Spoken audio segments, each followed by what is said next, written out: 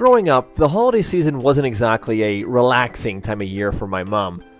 Being the mother of 8 children meant 8 different wish lists to coordinate, 8 different Christmas concert costumes to cobble together, and 8 hyperactive kids hopped up on cookies and cocoa. One year, my younger brother Nicholas and I decided to make things less stressful for her by volunteering to fetch the family Christmas tree. There were plenty of evergreen candidates in the woods surrounding our home, so one cold December morning we grabbed a flimsy handsaw from the shed and struck out in search of the perfect tree. For hours we trudged through knee-high snow, dismissing tree after tree that failed to meet the ridiculously high standards we had set. We'd be satisfied with nothing short of perfection for our mother. And then, like a frigid mirage, it appeared before us. It was a gorgeous spruce tree, deep in the forest, many kilometers from our house. And we decided that this was it. This was the tree we were bringing home.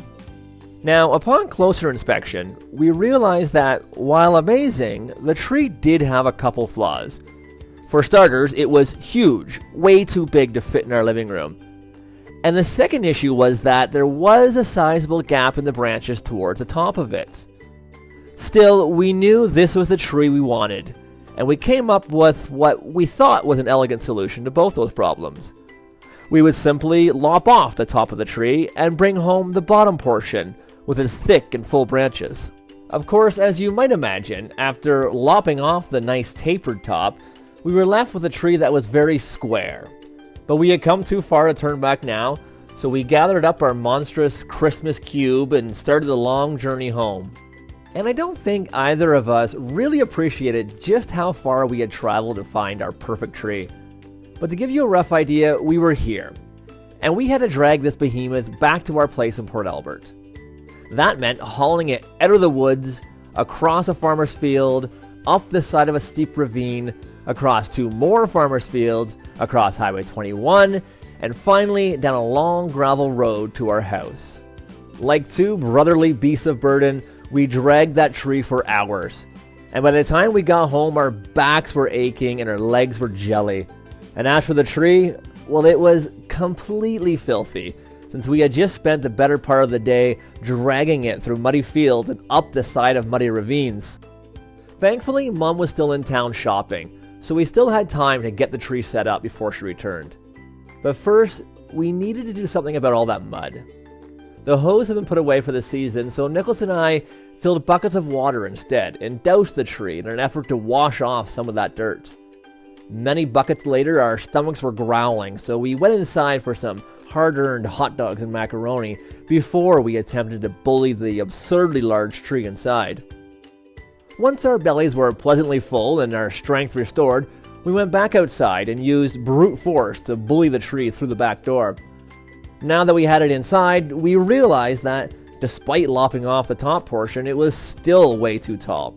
So we chopped more off, adding to its square charm. What's more, the tree was so fat we had to push the furniture to the very edges of the living room to make it fit.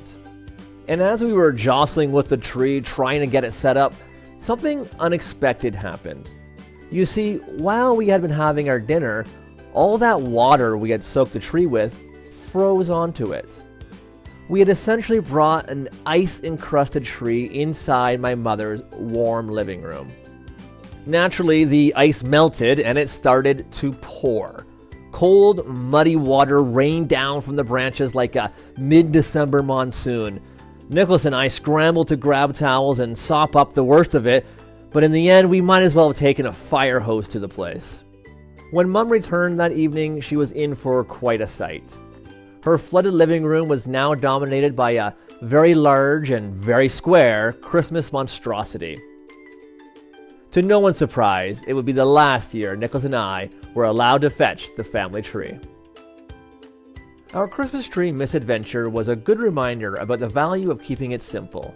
Too often we break our backs trying to manufacture the perfect experience, whether it's nearly killing yourself in pursuit of the perfect Christmas tree, working yourself into a tizzy over wedding flowers, or going absurdly over budget for a dinner party you're hosting.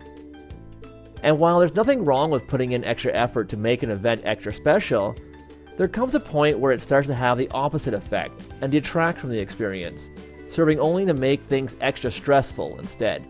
Because trust me, the world will keep spinning if the turkey is a bit dry. And odds are your guests would rather get the chance to catch up with you than have you squirreled away in the kitchen trying to make the perfect tiramisu ice cream cake. Be mindful of that fine line between doing something well and overdoing it altogether. Don't sweat the small stuff and let go of unrealistic expectations. Don't let trying to have the perfect time interfere with having a good time. So yeah, go ahead and pour your friend a glass of mediocre wine, plug in your crooked tree, order a pizza, and don't be afraid to enjoy a perfectly imperfect celebration.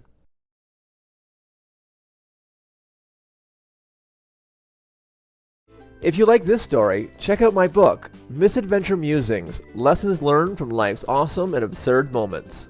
An illustrated collection of 40 true stories from my life, Misadventure Musings uses humor and storytelling to give practical advice on overcoming obstacles, work-life balance, and more.